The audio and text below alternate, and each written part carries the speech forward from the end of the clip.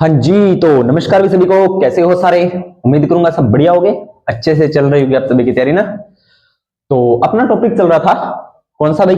आवर्त बीजों की अकारिकी, जिसके बारे में हम एक क्लास हो गई थी अपनी, जिसके बारे में अपने पढ़ लिया था कि जड़ के बारे में पढ़ लिया था, और जड़ के भी कौन से प्रकार, मूसला मूल के बारे में। तो इसमें किसी बच्चे को कोई भी डाउट हो तो कमेंट सेक्शन में डाल देना। और अगली क्लास है वो अपनी, वही मूल की ही है, रूट की है, जड़ की है।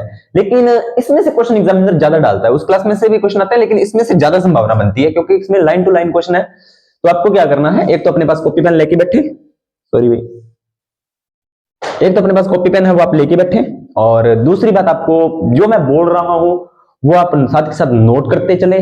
लाइन टू लाइन क्वेश्चन इसमें से उठेंगे, एग्जामिनर यहां से क्वेश्चन जरूर उठाता है क्योंकि ये टॉपिक जल्दी से बच्चों को समझ में नहीं आता, लेकिन आपको समझ में आएगा क्योंकि आप जुड़े हुए biology king bye Narendra Kumar वाले चैनल के साथ।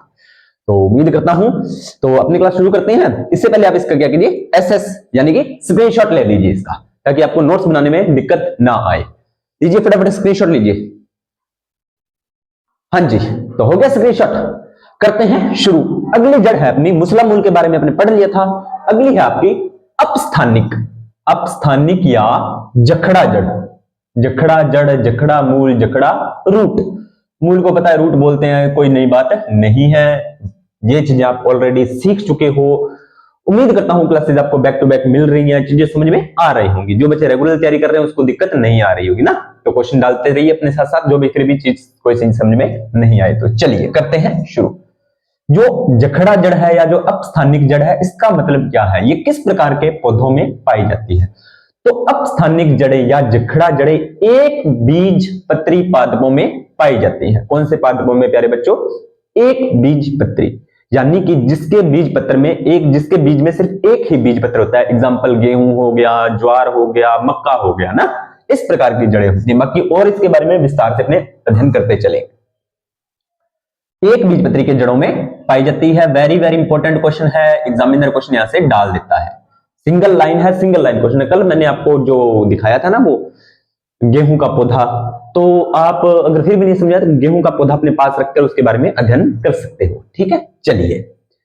बीज के मूलांकुर, यानी कि आपको पता है बीज जब अंकुरण होता है, बीज का जब अंकुरण होता है तो उसके एक ऊपर वाला भाग होता है प्रांकुर, और नीचे वाला भाग जो होता है वो आपका होता है मूलांकुर।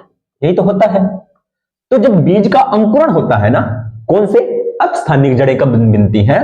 तो बीज के मूलांकुर अंकुरण के बाद नष्ट हो जाते हैं। यानी कि जब बीज का अंकुरण होता है तो इसका जो मूलांकुर भाग होता है वो नष्ट हो जाता है। किसका? एक बीज पत्री पादपों का, और जिससे कि होता है जखड़ा जड़ों का निर्माण। चलिए अगली बात क्या है, बीज के मूलांकुर अंकुरण के बाद नष्ट हो जाते हैं। बीज के जो मूलांकुर होता है वो जैसे ही पौधा या बीज का जब अंकुरण होता है तो उसका मूलांकुर भाग होता है वो नष्ट हो जाता है। चलिए, मूलांकुर के अलावा पौधे के किसी अन्य भाग से भी जड़ें विकसित होती हैं। यानी कि जो अपस्थानिक जड़ें हैं, अब नाम से जड़ रहा है अपस्थानिक, यानी कि एक स्थान से अलावा दूसरे स्थान से भी, है ना। शब्दों को तोड़ा करो। वही बात इसने कहा है कि जो मूलांकुर के अलावा, मूलांकुर क्या हुआ, बीज का अंकुरण हुआ, मूलांकुर नष्ट हुआ, जड़ का निर्माण हुआ। लेकिन इसने एक बात और बोल दी है कि मूलांकुर से तो जड़ बनती बनती है, ये बात तो कंफर्म है, लेकिन इसके अलावा पौधे के किसी अन्य भाग से भी जड़ विकसित हो जाती है। इसका मतलब ये है कि मूलांकुर से तो जड़ बनेगी, ये तो कंफर्म है, इसमें तो कोई किंतु परंतु कोई डाउट नहीं है। लेकिन इसी के साथ साथ पौधे का कोई और भाग भी जड़ों को निर्माण में सहायता करेगा। ये पौधों का कोई और भाग भी है ना, वो भी जड़ के निर्माण में आपकी हेल्प करेगा। ठीक है, ये बात ये कहना चाहता है। इसके बाद में है जड़ों के रूपांतरण, कि जड़ों के क्या क्या रूपांतरण हो सकता है। तो आपको पता है जब जड़ें विकसित होती हैं तो वो किस चीज में रूपांतरित होती हैं? तो वो एक तो भोजन का संचय करती हैं, उसके आधार पे देखेंगे, एक यांत्रिक सहारे के आधार पर देखेंगे, और एक अन्य विशेष कार्य कि पौधे जड़ें, एक तो आपको पता है कि भोजन का संचय काम करती हैं, जो पौधे की जड़ होती हैं वो भोजन का संचय करती हैं, जो हम खाद्य पदार्थ के रूप में उपयोग करते हैं। दूसरा आपको पता है कि जड़ जो करती है यांत्रिक सहारा प्रदान करती है, किसको? पौधे को। उसको यांत्रिक सहारा देती है, उसको मतलब भूमि के अंदर खड़े रहने की वो क्षमता प्रोवाइड करवाती है। और दूसरा, जड़ इसके अलावा यांत्रिक सहारा और भोजन के अलावा भी कुछ विशेष कार्य करती है, कुछ विशेष कार्य भी करती है। तो इसके 3 भाग हैं, एक एक के बारे में अपने विस्तार से अध्ययन करेंगे। तो पहला है आपका भोजन संचय के आधार पे, किसके भोजन का संचय होता है, भोजन का स्टोरेज होता है। और आप सभी को पता है पौधे होते हैं जो अपना भोजन किसके रूप में स्टोर करते हैं, स्टार्च के रूप में। किसके रूप में स्टोर करते हैं, स्टार्च के रूप में। तो देखो भाई, पहला है कंदिल। कंदिल नाम सुना भाई, कंदिल। कंदिल जड़े या कंदिल मूल या कंदमूल। कंदिल जड़े भी आ सकता है, कंदमूल भी आ सकता है। कौन सा मूल, कंदमूल। ठीक है, चलिए। खाद्य पदार्थ संचय होता है, ये जड़ें क्या करती हैं, अपने जो भोजन बनाती हैं और भोजन बनाने के बाद जो एक्स्ट्रा भोजन बनता है उसको स्टोर करती हैं। जड़ें होती हैं, आपको पता है पौधे के कौन से भाग में भोजन बनता है, सर पत्तियों में बनता है, बिल्कुल बनता है। अब पत्तियों में भोजन बना, सारा भोजन पत्तियों में तो रह नहीं सकता, पौधे के अन्य भागों में जाएगा। तो कुछ पौधे होते हैं वो भोजन का स्टोरेज जड़ें कर लेती हैं। ठीक है, हो गया स्टोरेज। अब ये भोजन का स्टोर करती है ना, इसकी वजह से इनकी कोई विशेष आकृति नहीं होती, कोई फिक्स आकृति नहीं होती कि सही इसकी आकृति गोलाकार होगी, चौरस होगी, लंबाई होगी, बेलनाकार होगी, कोई विशेष आकृति नहीं होती। जहां पर भोजन स्टोर ज्यादा हो गया वहां पे फूल जाएगी, जहां पर भोजन का स्टोरेज कम हुआ वहां पे थोड़ी सिकुड़ी सी रह जाएगी ना। तो कंदिल का जड़ों का मतलब हो गया आपका, एग्जाम्पल है शकरकंद। क्या है आपका, शकरकंद। शकरकंदी देखी है ना, आलू के समान ऐसे होती है, आपने देखी होगी। तो वो भूमि के अंदर कंदिल जड़ का रूप है। एग्जाम में एक बार क्वेश्चन पूछा था कि जो आपकी शकरकंद होते हैं वो पौधे के किस भाग का रूपांतरण है, तो आप कहोगे कि जड़ का रूपांतरण होती है। और वो भी कौन सी जड़, कंदिल या कंदमूल, कंदिल जड़े। ठीक है, ये इसके नाम है, ये आपको ध्यान रखना है। तो शकरकंद का आपने देखी होगी, अभी मार्केट में चल रही है, मार्केट में जाना कभी शकरकंद को देखना, उसकी ना अलग अलग शेप में आपको मिलेगी, गोल होगी, बेलनाकार होगी, चौरस होगी, मतलब अलग अलग आकृतियां आपको दिख जाएगी। उसकी आकृति होती है वो निश्चित नहीं होती। उम्मीद करता हूं ये बात आपको समझ में आ गई होगी। मार्केट में जाकर आप शकरकंद को देख सकते हो। ठीक है, इतनी बात, इसमें किसी को कोई परेशानी नहीं होनी चाहिए। ठीक है, चलिए आगे बात करते हैं। अगली है पुलकित। कौन सी, पुलकित जड़ें। पुलकित जड़ें क्या होती हैं, अनेक मसल फूली हुई जड़ें होती हैं, यानी कि यह भी फूली हुई होती हैं और जड़ें गुच्छे के रूप में तने के आधार से निकलती हैं। इसका मतलब क्या है कि ये जड़ें एक तो होती है मसल यानी कि स्ट्रॉन्ग, दूसरी होती है आपकी फूली हुई। एक तो मसल होती है यानी कि मसल का मतलब थोड़ी सी हार्ड होती है, और दूसरी आपकी ये फूली हुई होती है यानी कि आकार में बड़ी होती है। तीसरी ये क्या होती है, गुच्छे के रूप में पाई जाती है। किसके रूप में पाई जाती है, गुच्छे के रूप में पाई जाती है। और ये निकलती कहां से, तने के आधार से। आपको पता है ये तना होता है पौधे का और ये इसका आधार होता है, यहां से ये निकलती है गुच्छे के रूप में। ठीक, इस तरह ये आपका तना हो गया, ये भूमि होगी, तो ये तने का आपका आधार ही हुआ ना। तो इस आधार से ये जड़ें निकलती है भूमि के अंदर। ठीक है, इस प्रकार की जो जड़ें होती हैं उसे बोलते हैं पुलकित जड़ें। क्या बोलते हैं, पुलकित जड़ें। एग्जाम्पल है आपका डहलिया, पौधे का नाम है डहलिया। क्या नाम है, डहलिया। याद रखना है आपको, एग्जामिनर क्वेश्चन कई बार डाल देता है। क्लियर। अगला है ग्रंथिल जड़ें। कौन सी जड़ें, ग्रंथिल जड़ें। सिरे पर फूलकर, यानी कि ये जड़ें होती हैं वो सिरे पर फूलकर, जो उसका अंतिम सिरा होता है, जो बाहरी सिरा होता है, वहां पर ये फूलकर क्या हो जाती है, वहां पर ये फूलकर मांसल या कठोर हो जाती है, मांसल या कठोर हो जाती है। तो वो आपकी कौन सी होती है, आम हल्दी। कौन सी हल्दी, आम हल्दी। ये आपको थोड़ा सा याद रखना है। ठीक है, चलिए अगला है मणिकामय जड़ें। ये बहुत ही इंटरेस्टिंग चीज है। मणिकामय जड़ें क्या होती है, मणि का मतलब होता है गोलाकार, अपने बोलते हैं ना कि नागमणि, ये मणि मुझे दे दे, है ना, वो वाली मणि। और मणि को आप, मणि का मतलब समझिएगा ना, गोलाकार, जैसे अपने मणके होते हैं। ठीक है, मणके होते हैं, देखिए ना, वो वाले मणके। ठीक है, सॉन्ग भी है मणकों पे, जिन्नी गलती का नहीं दे तेरे मणके। ठीक है, तो वो वाले मणि है मणिकामय जड़ें। थोड़े थोड़े अंतराल पर फूली रहती हैं, यानी कि ये जड़ें जो बनती है ना वो थोड़े थोड़े अंतराल पर फूली रहती हैं तथा मणिका या माला का रूप धारण करती है। मणिका या माला का रूप, यानी कि जिस तरह माला में इस प्रकार से बने होते हैं ना मणके, इस तरह से, यानी कि ये माला हुई, एक यहाँ पे मणका हो गया, एक यहाँ पे हो गया, एक यहाँ पे हो गया, एक यहाँ पे हो गया, एक यहाँ पर हो गया। इस प्रकार की जो जड़ें होती हैं उसे मणिकामय जड़ें बोलते हैं। एग्जाम्पल आपका करेला और आपका अंगूर। या करेला और अंगूर देखा होगा भी, करेले और अंगूर का पौधा कभी देखना, वो जमीन पे ही होता है और उसकी जड़ें ना अंगूर नीचे लगते हैं।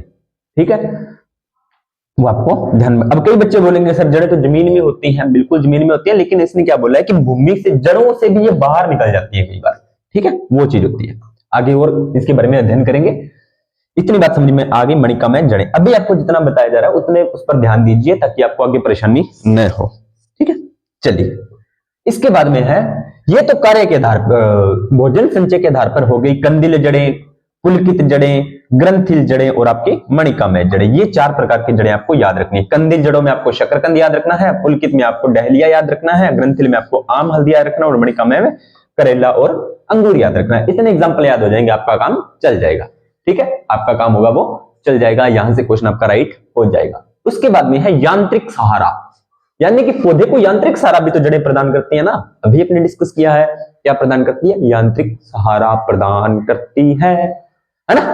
तो ज्यादा परेशान नहीं होना है भाई, हल्की फुल्की बातें हैं, कोई मुझे नहीं लगता आपको इसमें उलझने में किसी को कोई दिक्कत है। फिर भी आपको लगे कि सर चीज क्लियर नहीं हुई तो मैं करवाऊंगा, आपको परेशान होना नहीं है। आप हमारे साथ जुड़े और बायोलॉजी में आप परेशान हो तो अच्छी बात नहीं है ना। चलिए, अगला है आपका स्तंभ जड़ें। कौन सी? स्तंभ। स्तंभ का मतलब क्या होता है? जैसे अपने बोलते हैं थंबी, इस प्रकार से वो स्तंभ जड़ें होती है। शाखाओं से निकलती है। कहां से निकलती है? शाखाओं से निकलती है, पौधे की शाखाओं से निकलेंगी ये जड़ें। अब देखो, आपको पता है कि भूमि के जड़ में, भूमि के अंदर जड़ें होती हैं। आपके माइंड में, मुझे पता है यही क्वेश्चन है कि सर शाखाओं से कैसे निकलेंगी? जड़ें तो भूमि के अंदर होती हैं। बिल्कुल होती हैं, आपकी बात बिल्कुल सही है। लेकिन यहां पर मैंने क्या बोला है, मूलांकुर के अलावा पौधे के किसी अन्य भाग से भी तो जड़ें निकल सकती हैं। पत्तियों से निकल सकती हैं, जड़ों से निकल सकती हैं, तने से निकल सकती हैं। तो यही यहां पर हो रहा है, समझ में आई बात? जड़ तो भूमि के अंदर तो है ही है, लेकिन वो मूलांकुर से तो बन नहीं रही है, लेकिन पौधे के अन्य भाग से भी जड़ें निकल जाती हैं। पौधे के अन्य भाग से भी जड़ें निकल जाती हैं। अब हुआ कंफ्यूजन दूर, पौधे के किसी बाहरी भाग से भी जड़ें निकल सकती हैं, ये बोल रहा है ये। तो शाखाओं से निकलती है। अब आपको पता है, यहां पर मैं ना आपको एक पौधा बनाकर बताता हूं। इसका मतलब क्या है कि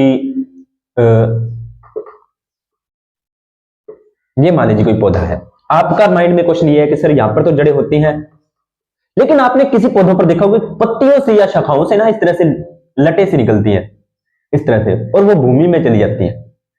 देखा होगा बहुत से पौधों में, ठीक है। तो शाखाओं से निकलती है और भूमि में प्रवेश करती है, यानी कि पौधे की शाखा क्या होती है? ऊपर होती है, या वृक्ष की शाखा क्या होती है? ऊपर होती है, और ऊपर से निकलकर वो भूमि में प्रवेश करती है। जिस तरह से दूल्हे के सेहरा बांधा जाता है उस तरह से लटकी हुई होती है, बड़ी खूबसूरत लगती है। जिस तरह दूल्हे के सेहरा बांधा जाता है, उसी प्रकार ये जो आपकी जड़ें होती हैं, स्तंभ जड़ें, वो पौधे की शाखाओं से निकलती हैं, उसके सिर से निकलती हैं और भूमि में प्रवेश करती हैं। क्लियर? मुझे नहीं लगता आपको यहां तक किसी बच्चे को कोई भी दिक्कत होगी। देखो कैसे चेहरे पे स्माइल आ गई है ना। सेहरे का नाम लिख लिया तो दूल्हे का सेहरा सुहाना लगता है ना।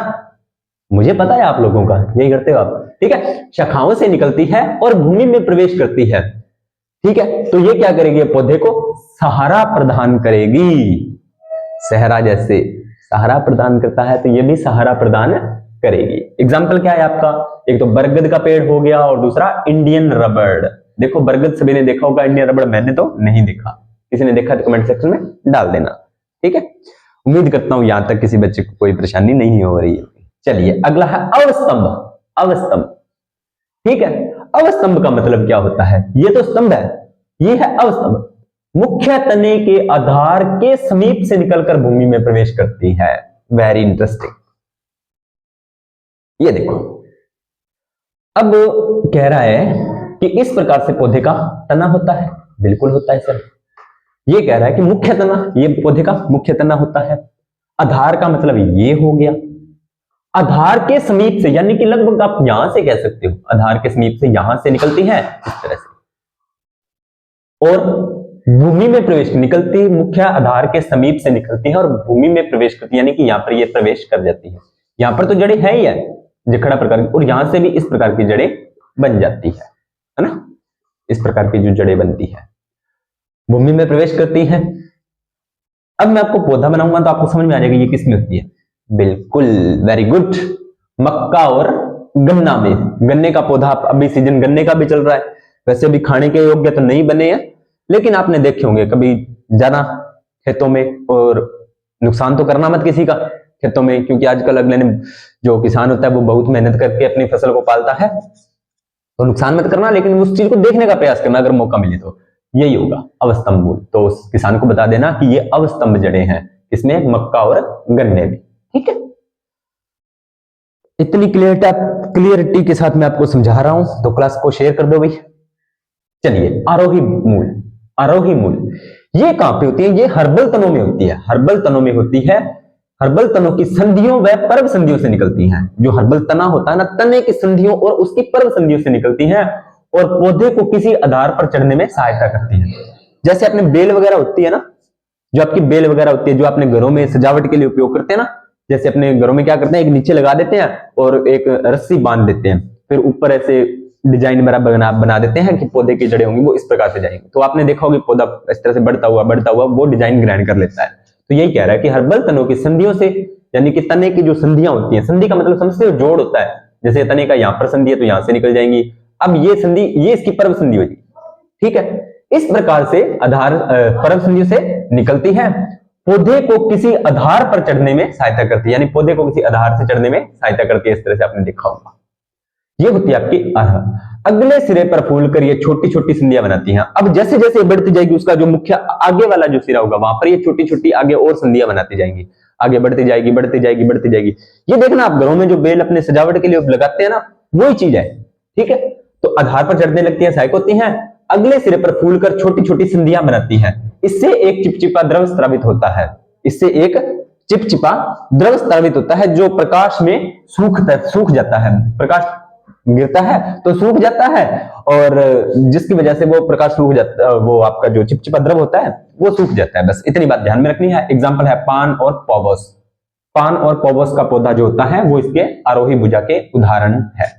पान और पौवोस याद रखने हैं। एग्जाम्पल जरूर याद रख लेना। एग्जाम्पल याद रख लोगे तो आपको क्लियरिटी हो जाएगी।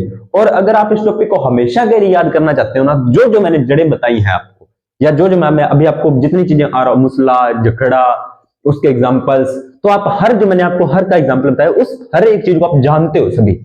ठीक है, अगर आप उसको ऑफलाइन देख सकते हो, यानी कि जैसे आप खुद का खेत है तो मूली या गाजर आप खेत में देखते हो, शलगम वगैरह, शकरकंद वगैरह ये देखते हो, तो उसको देखा करो, उसके ऊपर थोड़ा सा ना विचार किया करो, ये कैसे है। अगर ये चीज आपने प्रैक्टिकली कर लेना, जिंदगी भर नहीं भूलोगे। और अगर फिर भी नहीं समझा तो गूगल, तो फोन तो है ही आपके पास, सीधी सी बात है। ऑनलाइन क्लास देख रहे हो और फोन नहीं है, ऐसा तो हो नहीं सकता, तो उसमें आप गूगल पे सर्च करके ये चीजें देख सकते हो कि कैसे दिखाई दे रही है। बहुत ही चीजें आपके माइंड में फिट हो जाएंगी, आराम से देख सकते हो, कोई परेशानी नहीं आने वाली है आपको। ठीक है, चलिए अगली है। अब ये आपकी यांत्रिक सहारे के आधार पर हो गई है। अगली है आपकी कार्य के आधार पर, कोई विशेष कार्य के आधार पर। कार्य के आधार पर आपकी कुछ जड़ें हैं, जो आपको 2-3 जड़ें हैं, आपको नाम ध्यान में रखने हैं। चूषण, नाम से ही पता चल रहा है। अब चूषण है तो सीधी सी बात है, कोई चीजों का चूसने का काम करेगी। ठीक है, तो परजीवी पौधों में विकसित होती है। अब ये बोलेंगे सर परजीवी का मतलब होता है कि दूसरे जीवों पर आश्रित होते हैं। कुछ पौधे होते हैं वो दूसरे पौधों पर डिपेंड होते हैं। पौधे भी डिपेंड होते हैं सर? बिल्कुल होते हैं। कुछ पौधे होते हैं, जैसे हम अभी अपने घर वालों पर डिपेंड है ना, हम भी अपने घर वालों पर डिपेंड है। मम्मी पैसे दे दो, लाइब्रेरी की फीस भरनी है, कॉपी लेके आनी है, पापा पेपर देने जाना है, तो हम ही अपने घर वालों पे डिपेंड है। वैसे कुछ पौधे दूसरे पौधों पर डिपेंड होते हैं। ठीक है, लेकिन घबराना नहीं है, हम परजीवी नहीं है, हम सहजीवी हैं, क्योंकि हम घर वालों की हेल्प भी करते हैं ना, तो घर वालों को हमसे कुछ फायदा भी तो हो रहा है। ठीक है, तो आप घर वालों पर परजीवी बनकर रह रहे, सहजीवी बनकर रहे हैं, उनको भी फायदा हो और आपको भी फायदा हो। ठीक है, ऐसा नहीं कि उनको नुकसान करते चलो खुद का फायदा नहीं, ऐसा नहीं करना। ठीक है, तो चूषण जड़ें होती है वो परजीवी पौधों में पाई जाती है, जो क्या करती है, दूसरे जीवों पर आश्रित होती है, उनसे अपना भोजन का ग्रहण करती हैं, वगैरह वगैरह, ये सारी बातें आपको पता है। तो अमरबेल हो गया और चंदन हो गया। अमरबेल से क्वेश्चन जरूर पूछा जाता है, वेरी वेरी इंपॉर्टेंट है, क्योंकि अमरबेल को आप सभी जानते हो। ठीक है, अमरबेल क्या करती है, पहले किसी एक पौधे पर कैसे भी करके वो पहुंच गई, उसके बाद में वो अपनी संख्या को बढ़ाती रहेगी, अपने आकार को बढ़ाती रहेगी। पौधा जो प्रकाश संश्लेषण करेगा उसको वो खाती रहेगी, पौधा वीक होता जाएगा, खुद अमरबेल बढ़ती जाएगी, पौधा वीक होता जाएगा, अमरबेल खुद बढ़ जाएगी। ऐसे करते करते पौधा को पता है भी मुझे तो कुछ फायदा हो नहीं रहा, मेरा तो नुकसान हो रहा है, तो पौधा धीरे धीरे मृत की कैटेगरी में आने लगता है, और धीरे धीरे फिर अमरबेल भी नष्ट हो जाती है, क्योंकि उसको फिर भोजन नहीं मिलता। वो होती है चूषण मूल, तो किसमें पाई जाती है, अमरबेल में। श्वसनी मूल, श्वसनी का मतलब क्या है, सांस लेना है ना? नहीं, सांस लेना नहीं है, O2 और CO2 का परिवहन होता है, ये आपको पता है। जलीय पौधों में पाई जाती है। कौन से पौधों में पाई, जो जलीय पौधे होते हैं, जो जल में पाए जाने वाले पौधे हैं, उनमें ये श्वसनीय जड़ें पाई जाती हैं। किसमें पाई जाती हैं? जलीय पौधों में। ठीक है, जलीय पौधों में ये जड़ें पाई जाती हैं। पलावी शाखाओं से विशेष प्रकार की होती हैं, यानी कि ये जड़ें जो होती हैं वो पलावी शाखाओं से निकलती हैं और विशेष प्रकार की जड़ें होती हैं। नरम भी होती हैं, हल्की भी होती हैं और स्पंजी होती हैं। स्पंज का मतलब समझते हो ना, घर में अपने फॉर्म देखी होगी, जिस प्रकार स्पंज होता है ना वो स्पंजी होता है। ठीक है, गुदगुदा बोलते हो जिसे आप। ठीक है, तो उस प्रकार की ये जड़ें होती हैं और इसमें वायु, अब स्पंज है यानी कि छोटे छोटे उसमें छिद्र होते हैं और उसमें क्या होती है? वायु भर जाती है। क्या भर जाती है? वायु भर जाती है, जो उसे श्वसन में और तैरने में सहायता करती है। पौधे को श्वसन करने में और तैरने में सहायता करती है। अब आपको पता है कोई चीज हल्की होगी तो वो पानी पर तैरती है, तो यही बात है आपको समझ में आ गई होगी। जो श्वसनीय मूल होती है उसमें क्या होता है? ये जलीय पौधों में पाई जाती है और उसमें क्या पाई जाती है? विशेष प्रकार की जड़ें होती है, हल्की होती है, नरम होती है और स्पंजी होती है। स्पंजी याद रख लेना, स्पंजी होती हैं और इस स्पंज के कारण इसमें खाली स्थान होता है, जिसकी वजह से इसमें वायु भर जाती है और वायु भरने से पौधे क्या करते हैं? श्वसन करते हैं इसी वायु से और उसे तैरने में हेल्प करते हैं। ठीक है, वो होते हैं श्वसनीय जड़ें। तो किसमें पाई जाती है? जूनिया में पाई जाती है। किसमें पाई जाती है? जूनिया में पाई जाती है। ठीक है, अगली जड़ है आपकी अधिपादप मूल। अधिपादप का मतलब ये होता है कि वो संपूर्ण पादप नहीं कह सकते, उसे संपूर्ण पादप नहीं कह सकते, वो थोड़ा सा मतलब पादप जैसा ही होगा लेकिन वास्तविक पादप नहीं होता। ठीक है, अधिपादप का मतलब ये अधिपादपों में पाई जाती है, पत्तियों के कक्ष से निकलकर हवा में लटकी रहती है। पत्तियों के कक्ष से निकलती है और हवा में लटकी रहती है। ठीक है, और इन प्रकार की जड़ों में एक विशेष उत्तक पाया जाता है। इस प्रकार की जड़ों में एक विशेष उत्तक पाया जाता है, उस उत्तक का नाम होता है वेलमीन। उत्तक का नाम याद रख लेना प्यारे बच्चों, क्या होता है? उत्तक का नाम होता है वेलमीन। क्या होता है? वेलमीन। किस प्रकार की जड़ों में पाया जाता है वेलमीन उत्तक? सर, अधिपादप मूल की जड़ों में पाया जाता है। अधिपादप मूल में वेलमीन उत्तक पाया जाता है। ये उत्तक की एक खास बात होती है कि ये अर्धग्राही होता है। आर्द्रताग्राही, आर्द्रताग्राही, आर्द्रता का मतलब होता है नमी, ग्राही का मतलब होता है ग्रहण। यानी कि जो अधिपादप जो जड़ें होती हैं वो किसमें पाई जाती है? अधिपादपों में पाई जाती है। ठीक है, ये पत्तियों से निकलती है, पत्तियों के कक्ष से निकलती है और इस जड़ों में एक विशेष उत्तक पाया जाता है, जिस उत्तक का नाम होता है वेलमीन। और ये इस उत्तक की विशेष बात क्या होती है? ये आर्द्रताग्राही होता है। क्या होता है? आर्द्रता। आर्द्रता का मतलब होता है नमी, ग्राही का मतलब ग्रहण। तो इस प्रकार की जड़ों में विशेष उत्तक वेलमीन पाया जाता है, जो क्या करता है? नमी को ग्रहण करने की क्षमता रखता है, जिस कारण से क्या होता है? यह वायुमंडल की आर्द्रता का अवशोषण करता है। वायुमंडल की जो आर्द्रता होती है उसको क्या करता है? अवशोषण कर लेता है। Example orchid. एग्जाम्पल क्या है आपका? आर्किड है। चलिए अगली है स्वांगी कारक मूल। वेरी वेरी इंपॉर्टेंट है स्वांगी कारक मूल। तने के आधार से निकलती है, वही बात, तने का आधार से निकलती है, लंबी व बेलनाकार होती है। लंबी व बेलनाकार होती है, तने के आधार से इस तरह से ऊपर की तरफ निकलेंगी, लंबी होती है और बेलनाकार। हरित लवक पाया जाता है, क्लोरोफिल पाया जाता है। बस इसकी स्वांगी कारक का मतलब विशेष बात यह है कि इसमें हरित लवक पाया जाता है। क्या पाया जाता है? हरित लवक पाया जाता है। एग्जाम्पल है आपका सिंघाड़ा और टिनोस्पोरा। सिंघाड़ा और टिनोस्पोरा ही एक विशेष प्रकार की ऐसी जड़ें हैं जिसमें क्या पाया जाता है? क्लोरोफिल पाया जाता है। जड़ के कार्य आपको पता ही है, पौधे को सारा प्रदान करती है, जल का अवशोषण करती है, ये सारी बात अपने पीछे पढ़ के आ चुके हैं, कोई इसमें विशेष बात नहीं। फटाफट रिवीजन करवाता हूं मैं इस क्लास का, जिसमें आपको क्वेश्चन मिल जाए कि क्वेश्चन कहां से मिलेंगे। चलो मैं इस क्वेश्चन को ना एक बार रिवीजन करवा देता हूं आपका, क्वेश्चन की तरफ, क्वेश्चन कहां से इसमें हमें आ सकते हैं या क्या क्या क्वेश्चन इसमें से बन सकते हैं। तो क्वेश्चन आराम से बन जाएंगे, आपको कोई परेशानी नहीं होगी। अपस्थानिक जड़ें या जखड़ा जड़ें, पहला क्वेश्चन, एक बीजपत्री पादपों में पाई जाती है। पहली बात, एक बीजपत्री पादपों में पाई जाती है। दूसरी बात, बीज के मूलांकुर अंकुर के बाद नष्ट हो जाते हैं। तीसरी बात, पौधे की अन्य भाग से भी निकल सकती है। चौथी बात, कंदी जड़ें होती हैं वो शकरकंद की होती हैं। पुलकित जड़ें होती हैं वो डहलिया की होती हैं। ग्रंथि जड़ें होती हैं वो आम हल्दी की होती हैं। चौथी बात, मणिका में जड़ें होती हैं केला अंगूर की होती हैं। कितने क्वेश्चन बन गए? 1 2 3 4 5 6 7, इतनी बातों में से 7 क्वेश्चन बने। अगले में देखते हैं, स्तंभ मूल किसमें पाई जाती है? बरगद में पाई जाती है, इंडियन रबड़ में पाई जाती है। अवस्तंभ मक्का और गन्ना। आरोही मूल की क्या खास बात है? यह पौधे को आधार में चढ़ने में सहायता करती है। अगले सिर पर फूल छोटी छोटी संधियां बनाती हैं, पान और पेविस। पांचवी बात, ट्यूशन मूल, अमरबेल। श्वसनी मूल जूनिया, और इसमें आपको पल्लवी शाखों से नरम हल्की ये आपको ध्यान में रखनी है, तो ये भी हो गया। और अधिपादप, आर्किड, वेलमिन, उत्तक ध्यान रखना है। और स्वांगी कारक मूल में आपको ध्यान रखना है हरित लवक और सिंघाड़ा। तो कितने बन गए? 2 क्वेश्चन यहां से बन गए, और 3 3 4 5 6 7 8 और 9, 2 और 9 11, 11 और 7 18 क्वेश्चन इस स्लाइड में से बनते हैं। कितने क्वेश्चन बनते हैं? 18 क्वेश्चन आपके इस स्लाइड में से बनते हैं। ठीक है, तो इस क्लास को ज्यादा से ज्यादा शेयर करना, लाइक करना, कमेंट करना, बस यही रोज की बात। कहते हुए अच्छे नहीं लगते, पर फिर भी क्लास का फीडबैक जरूर दिया करो। ठीक है, आपके लिए इतनी मेहनत कर रहा हूं मैं। और रवि सर की क्लासेस थोड़े दिन से डिस्टर्ब चल रही हैं, क्योंकि उनका एग्जाम है, इस वजह से उनकी क्लासेस नहीं आ रही। उनको बोलेंगे कि सर थोड़ा सा स्पीड खींचो भाई, लैब असिस्टेंट का आपको साइकोलॉजी करवानी है ना, तो हिंदी बस थोड़े दिन की है, कंप्लीट होने वाली है, फटाफट हिंदी कंप्लीट करवाकर आपकी साइकोलॉजी शुरू करते हैं। ठीक है, और फिर भी आपको किसी चीज में कोई और आपका हो क्वेश्चन, तो क्वेश्चन डालो भाई, आपको जवाब जरूर मिलेगा। और हाँ, 1-2 क्वेश्चन आए थे कि सर आप जींद से हो, तो मैं जींद से नहीं हूँ, श्री गंगानगर से हूँ। दूसरा, where are you from sir, तो उसको भी मैं बता देता हूँ, मैं राजस्थान श्री गंगानगर से हूँ। और ये 2-3 यही क्वेश्चन थे कि नाइस क्लास, थैंक यू, जो आपकी रेगुलर आप सपोर्ट कर रहे हो, बहुत बहुत धन्यवाद भी आप सभी का। तो फिर भी किसी का कोई डाउट हो, अब कई बोलेंगे सर आप ऐसे कैसे हो, आपकी फेस वैल्यू ऐसे है कैसे, तो देखो भाई मैं बाय बर्थ नेचुरल ऐसे ही हूँ। ठीक है, मुझे कोई परेशानी नहीं है, मैं बिल्कुल स्वस्थ हूँ। ठीक है, जो है वो मेरी पर्सनल चीज है, तो मैं उसको सोशल मीडिया पर शेयर नहीं कर सकता। ठीक है, तो मिलते हैं नेक्स्ट वीडियो के अंदर, तब तक आप सभी का धन्यवाद।